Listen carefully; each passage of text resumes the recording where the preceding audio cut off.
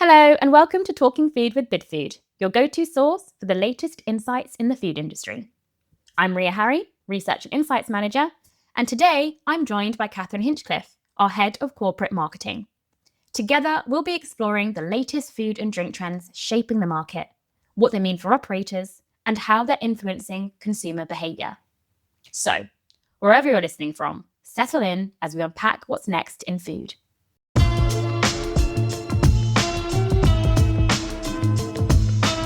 So welcome to Bidfood's 2026 Food and Drink Trends, which we are both excited and honoured to share with you, and which we hope will help you shape menus that really resonate with consumers over the next 2 years. And we won't keep you waiting long. We'll share the trends that will shape menus and choices out of home. We'll take you through each one, the reasons why they're important right now, how to leverage them and bring them to life on your menu, and the tools that we have to help you. So don't take our word for it, as ever the trends are based on research, and we partnered again this year with CGA by Nielsen IQ to run a 2,000 strong survey of UK adults eating out of home. This year we also ran a survey with chefs and catering managers to get an operator's perspective on the flavours and ingredients which are trending. And this is all backed up with extensive desk research. And research on the streets this year in London and Birmingham to make sure that the trends we're seeing are not just London-centric. So let's start now with the consumer and what they are looking for when they eat out. It's still the usual suspects: value, quality as ever, neck and neck as choice drivers. And we know from a variety of sources that consumers are looking for that all-important experience when they eat out. And more than 2/3 are also brand-led, hence the many brand collabs that we're seeing in the market. So what are they expecting from a venue, a brand or a menu? Well, meaningful value for money that delivers on experience, quality and nutritional value, not just a cheap price point. High quality in terms of ingredients, dishes and service, and elevated and premium experiences, as well as something relevant and new to tempt or excite them. So when consumers are eating out, there are occasions and their mood or emotions to be considered too. And these also influence what and where they eat, as Rhia will explain. Thanks, Catherine. For those of you who don't know me, I'm Rhia Harry and I'm a research manager here at Bidfood, and I have been leading the food and drink trends for 2026. So before we get into the trends, I'm going to take you through the key emotions and occasions influencing choice. When consumers choose what to eat out of home, 3 emotions lead the way: comfort, tradition, and adventure. Comfort offers reassurance and familiarity in uncertain times, tradition signals authenticity and trust, and adventure brings excitement and discovery. These emotions map directly onto key occasions when eating out of home, as consumers look for ways to satisfy a particular feeling, such as treating themselves, celebrating special moments, and create social connections with friends and family. For operators, the opportunity is clear. Build menus that balance comfort, tradition, and a touch of adventure to create experiences that feel meaningful. It's also important for us to look ahead at the consumer behaviours shaping the most influential food and drink trends. First, health-conscious choices. Nearly half describe themselves as very health conscious, and 2/3 try to eat healthy most of the time. Cutting fat, sugar, and salt while boosting fibre and nutrients remain a major priority, which you'll find out more in our health trend. Second, community and shared experiences. Consumers crave connection through food, and research suggests that formats like small plates, sharing platters, group dishes, and bottomless brunches are the go-to ways to deliver it. Thirdly, alcohol moderation. No-low options are rising, driven by young audiences. Over half say alternating alcoholic and non-alcoholic drinks helps them stay in control, while others value these options for health, refreshment, and even as a treat. Finally, social media influence. Almost half of consumers follow food accounts, and 41% have visited a venue because of something they saw online. 1 in 3 even tried Korean food after spotting it on social channels. Viral foods create buzz, and that buzz drives footfall. For operators, these behaviours highlight where to focus. Shared formats, no and low drinks, health-driven menus, and innovative viral concepts.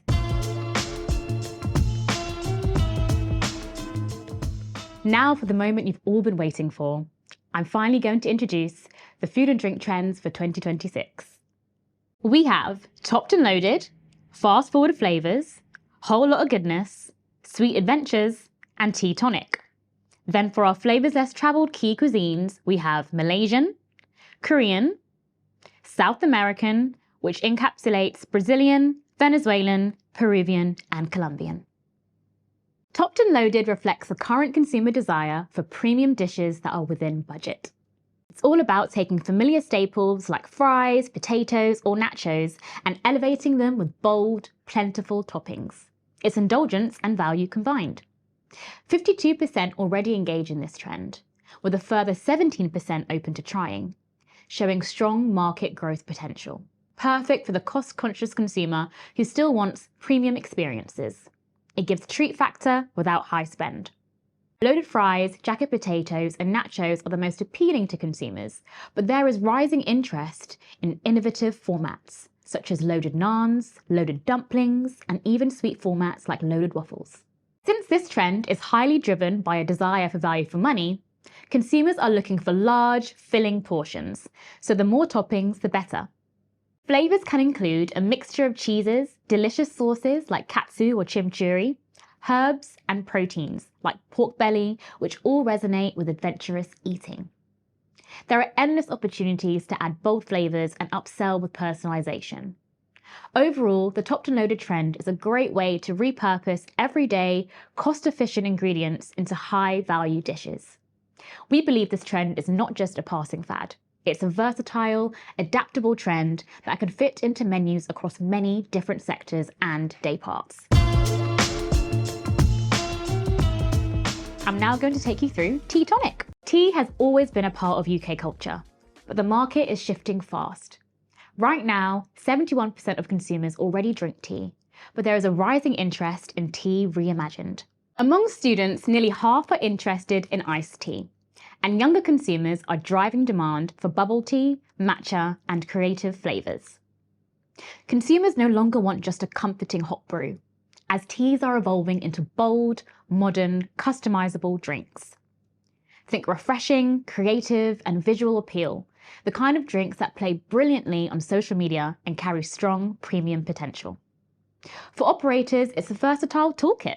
Classic tea flavours like lemon and honey remain popular, but there's real appetite for innovative tea flavours like lychee, yuzu, coconut, and even teas inspired by sweet treats like cherry bakewell. Refreshing flavours of appeal include watermelon, elderflower, and lime, but there is also appeal for trending tropical fruits like mango and passion fruit. The opportunity is strong, especially for Gen Z and millennials. For example, education and student settings can lean into build your own tea bars with bubble teas and customizable flavours. Hotels can premiumize afternoon tea with unique pairings and tropical flavours. In general, it's great for spring and summer menus, with upsell opportunities like tapioca pearls, ice cream, or foam. Overall, tea tonic combines traditional teas with innovation. It's refreshing, Instagrammable, highly adaptable, and a quick win to elevate menus. The recipes for tea tonic are bubble tea float with Northern Block ice cream and a range of crafted iced teas with low preparation and high appeal. Now to take you through our next trend, here's Heather. Hi, I'm Heather, Nutrition Manager at Bidfood, and I lead on our approach to nutrition and healthy eating. And I'm going to take you through our whole lot of goodness trend today. The whole lot of goodness health food trend is about going back to basics and eating more whole foods in response to today's complex food landscape. Customers are becoming increasingly interested in the impact of nutrition on our health and well-being, with 48% of consumers having tried nutrient-dense foods like oily fish, avocado, and berries when eating out, and they would like to try them again. And 47% of consumers have tried reducing their ultra-processed food consumption when they eat out, and they would also like to try this again. The key dishes to highlight from this trend are vibrant salads, grain bowls, chilies, porridge, and breakfast pots. Flavour profiles include sweet and tangy fruits, earthy vegetables, grilled meats, toasted nuts and seeds, herbs, spices, chilli and garlic. So lots of amazing flavours going on. And these dishes are perfect for health-conscious consumers that don't want to compromise on taste, texture or culinary creativity. Operators can support consumers' health and well-being through this trend, but also help to boost transparency and build consumer trust, which drives brand loyalty. While some whole food ingredients might be more expensive than a more highly processed alternative, they can also help to increase perceived value and maintain your margins. But other whole foods like beans and pulses offer cost-saving opportunities. Incorporating more whole foods also aligns with consumer interests, like including more plants and reducing the consumption of ultra-processed foods. So, in summary, Whole Lot of Goodness is a positive, achievable step that businesses can make that provides consumers with fresh, high-quality dishes. The recipes that our chefs have created for Whole Lot of Goodness are greens and grains, torch mackerel and candied seeds, an oat and quinoa porridge served with warm fruits of the forest, and a lentil bibimbap, which is a great blend of the Korean trend and Whole Lot of Goodness. So thanks, Heather. So, Sweet Adventures, what's this trend all about? Well, as the name suggests, the dessert and sweet treat trend this year taps into that consumer desire for adventure, in the form of more globally inspired desserts. So think Basque cheesecake, Dubai chocolate, Korean croffles, Japanese cloud cake. Many of these more international treats are fueled by social media and the wave of innovation coming through in specialist bakeries, casual dining restaurants, bubble tea shops, coffee shops. They're gaining traction because of the size of the treat occasion. Almost 2/3 of consumers treat themselves when eating out. More than half are looking for something new and unique when they do eat out. So this trend is all about adventure, treat, celebration occasions and elevated experiences. And the dishes we do see are often on the go or shared, but they are most certainly Instagrammable. But they are not so specialist that they don't have a place in food service.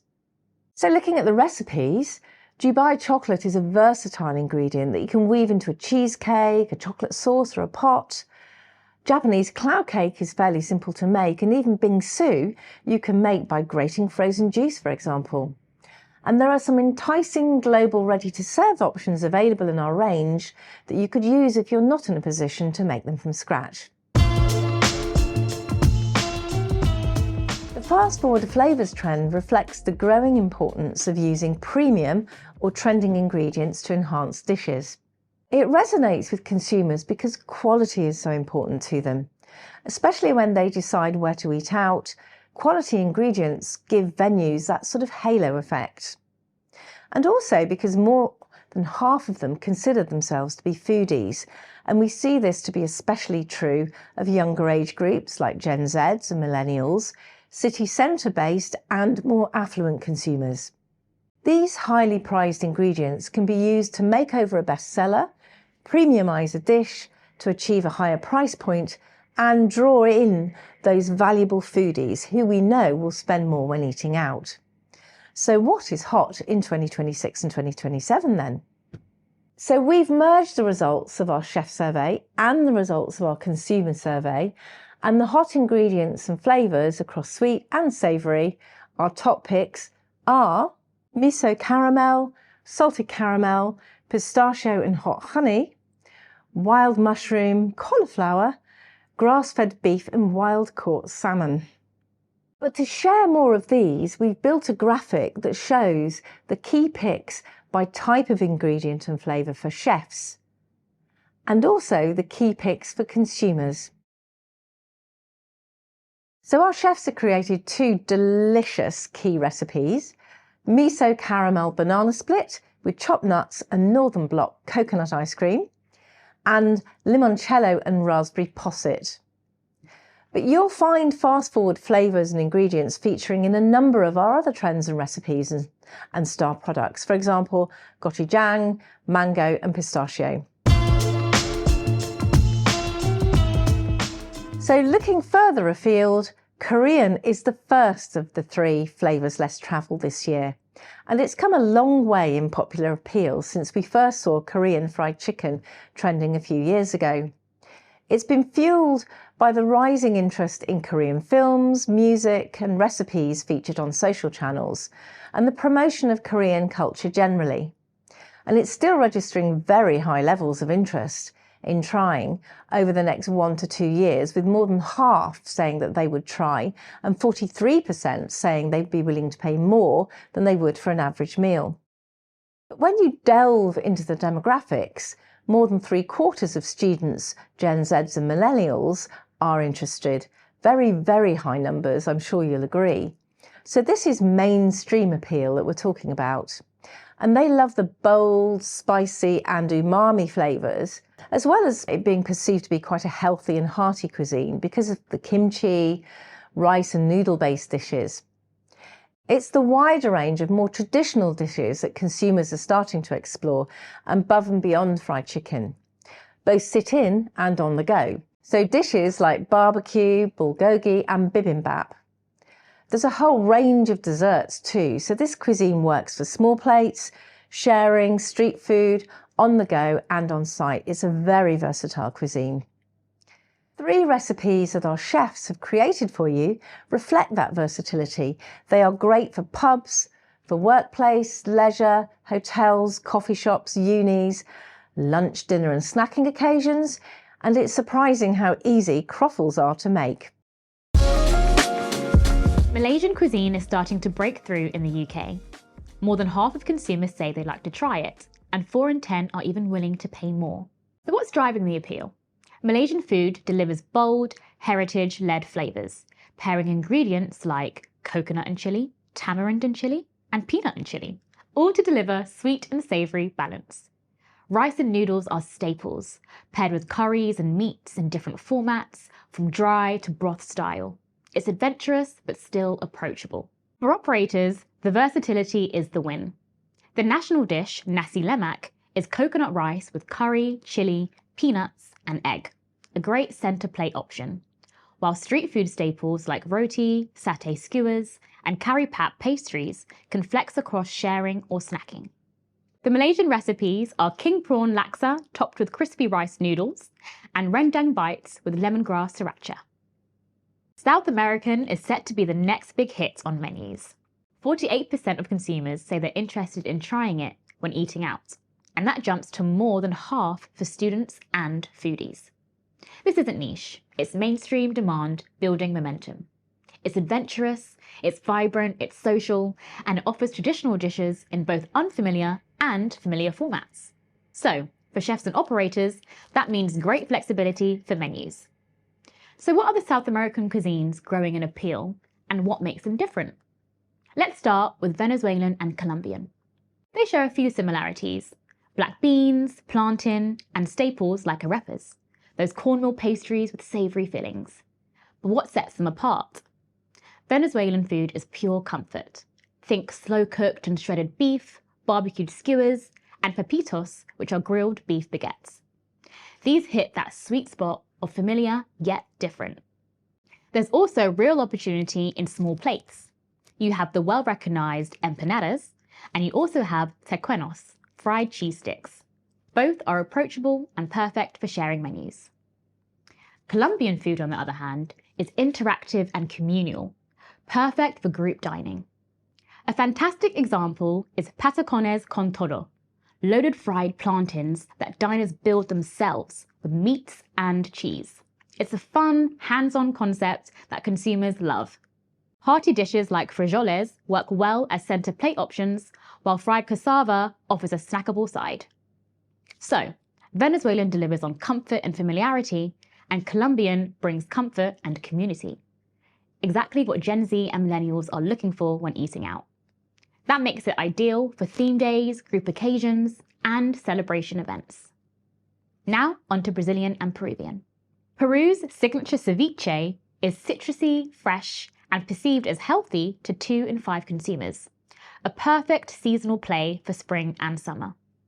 Beyond that, lomo saltado, stir-fried beef with chips and rice, is a great gateway dish. It also means operators don't need to reinvent the wheel.